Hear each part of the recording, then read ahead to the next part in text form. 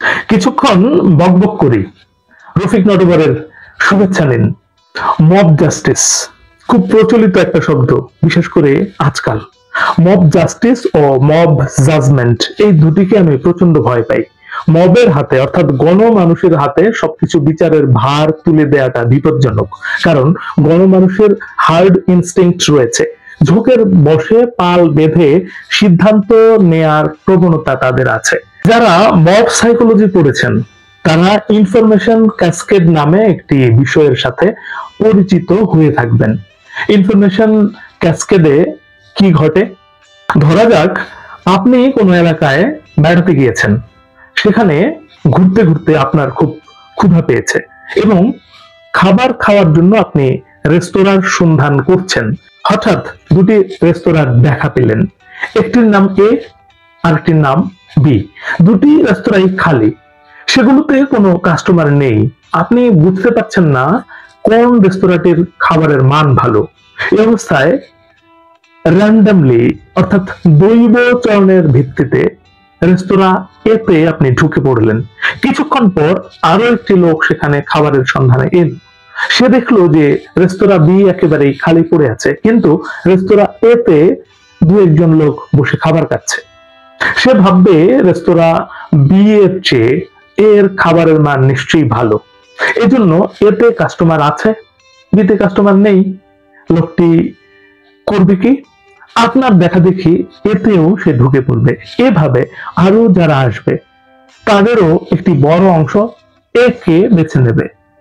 এই জন্য যে একজনের দেখা দেখি আর একজনের সিদ্ধান্ত নেয়ার প্রবণতা, এটি গণমানুষের ভেতরে খুব দেখা যায়। কোনো যৌক্তিক কারণ ছাড়াই অন্যর সিদ্ধান্ত ও মতামত অনুকরণ তারা করে থাকে, নিজের বুদ্ধি বিবেককে সহজে খাটাতে চায় না। আগামীকাল যদি টেলিভিশনে কোনো জনপ্রিয় ব্যক্তি বলে ফেলেন অমুক লেখক চোর, তার সব লেখা নকল, তাহলে গণমানুষদের একটি অংশ চোখ বুঝে এ মিছিলে যোগ দিয়ে দেবে। তারা জানতে চাইবে না জনপ্রিয় স্যার অমুক লেখকের কোন কোন লেখার কোন কোন বাক্য নকল, তিনি কোন মনীষীর কোন বইয়ের কোন পৃষ্ঠা থেকে নকল করেছেন, নকল কাকে বলে আমাদেরকে দেখান, আমরা নিজে পড়ে নিজে তুলনা করে সিদ্ধান্ত নিতে চাই। ফেসবুকে আমরা যে ভাইরাল কন্টেন্ট গুলো দেখি সেগুলো ইনফরমেশন ক্যাসকেডের ফসল। কেউ একজন কোন জিনিস নিয়ে মাতামাতি করলো, আর অমনি তার অনুসরণকারীরাও এটি নিয়ে তুলকালাম কাণ্ড শুরু করে দিল। সবাই দল বেঁধে প্রথম জনের মতামতের পুনরাবৃত্তি করতে থাকে। সেলিব্রিটি মন্টু যদি বলে রবীন্দ্রনাথ ইসলাম বিদ্বেষী লেখক, তাহলে তার বুদ্ধি বিমুখ অনুসারীরা পাল বেঁধে বলতে শুরু করবে রবীন্দ্রনাথ ইসলাম বিদ্বেষী লেখক, তাকে জুতা মারতে হবে। কিন্তু রবীন্দ্রনাথের কোন কোন লেখার কোন কোন বাক্য ইসলাম বিদ্বেষী, ইসলাম বিদ্বেষ কাকে বলে, কেন লেখা ইসলাম বিদ্বেষী, এইসব নিয়ে তারা ভাববে না। একজন লেখকের ইসলাম বিদ্বেষী বা ইসলাম বিরোধী হওয়ার অধিকার আছে কিনা, নাস্তিক বিদ্বেষ জায়েজ হলে ইসলাম বিদ্বেষ কেন জায়েজ নয়, এসব গুরুত্বপূর্ণ প্রশ্ন গণমানুষ করবে না। তারা চাইবে কেবল অন্যের টানা উপসংহার নকল করতে। কোন বিষয়ে অন্যের দেখাদেখি সিদ্ধান্ত নেয়ার এই যে সংস্কৃতি, এটিকে গণতন্ত্রের জন্য সবচেয়ে বড় হুমকি বলে আমার মনে হয়। অমুককে ভোট দিচ্ছে তাই আমিও অমুককে ভোট দেব, অমুককে ঘৃণা করছে তাই আমিও অমুককে ঘৃণা করব। এই ধরনের কর্মকাণ্ডে যে জাতি নিমজ্জিত থাকে, গণতন্ত্র তাদের জন্য উপযুক্ত নয়। রাষ্ট্রে গণতান্ত্রিক কাঠামো সৃষ্টির জন্য তাদের কোনো বুদ্ধি নির্ভর প্রস্তুতি নেই।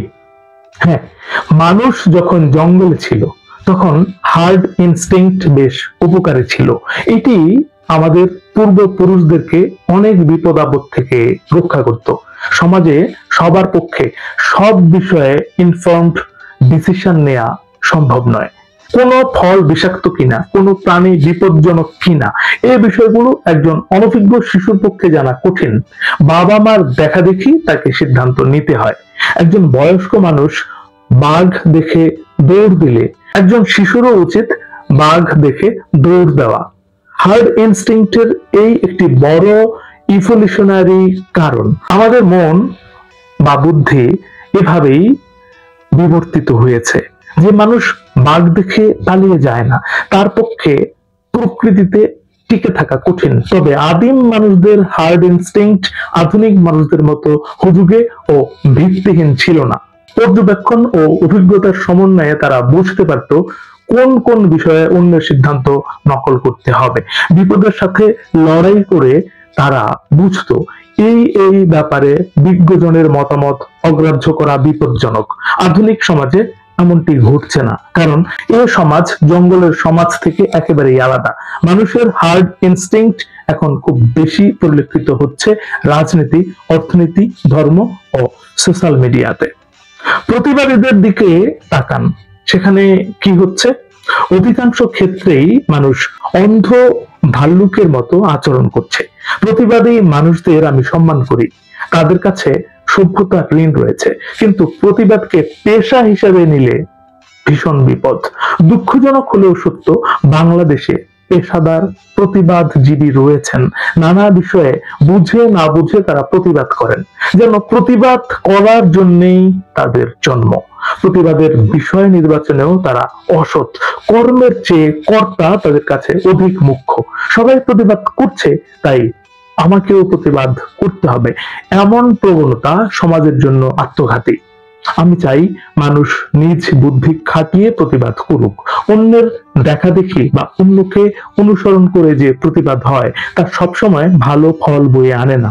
বোধ বিবেচনা হারিয়ে সারাক্ষণ অন্যের কণ্ঠের চিৎকার নকল করাকে প্রতিবাদ বলে না, বরং এটি হার্ড বিহেভিয়ার বা পাল বেঁধে চলার সংস্কৃতিকে উৎসাহিত করে। ফ্যাসিবাদের মূল কারণ কিন্তু মানুষের এই হার্ড বিহেভিয়ার। ভুলে গেলে চলবে না, ফ্যাসিজম ধারণাটির উদ্ভব ঘটেছিল লাঠির বান্ডিল থেকে। অনেকগুলো লাঠি মিলে একটি মুগুর তৈরি হয়। এই মুগুর যখন ভিন্ন মতের মানুষদের মাথায় বাড়ি মারতে থাকে, তখন এটিকে ফ্যাসিবাদ বলে। শব্দটি এসেছিল ইতালীয় ভাষার ফ্যাস্কো থেকে, যার অর্থ বান্ডেল। সমাজে বাস করা প্রতিটি মানুষই লাঠি। এরা যদি কোনো রাজনৈতিক বা ধর্মীয় বিশ্বাসের পক্ষে একত্রিত হয় এবং ভিন্ন মতের মানুষের উপর চড়াও হয়, তখন বুঝতে হবে সমাজে ফ্যাসিবাদ কায়েম হয়েছে। পশুরাও ঐক্যবদ্ধ হয়েছে। এজন্য কোনো কাজ করার আগে ভেবে দেখা উচিত আপনি ফ্যাসিবাদের লাঠি রূপে ব্যবহৃত হচ্ছেন কিনা। ফ্যাসিবাদ বিরোধী মানুষও ফ্যাসিবাদী হতে পারেন। ফেসবুকে আমাকে প্রায় নানা পরীক্ষা নিরীক্ষা করতে হয়। এসব পরীক্ষা নিরীক্ষায় দেখেছি এদেশে যারা ফ্যাসিবাদ শব্দটি বেশি উচ্চারণ করেন বা এর বিরুদ্ধে নিয়মিত স্লোগান দেন, তারা নিজেরাও ফ্যাসিবাদী।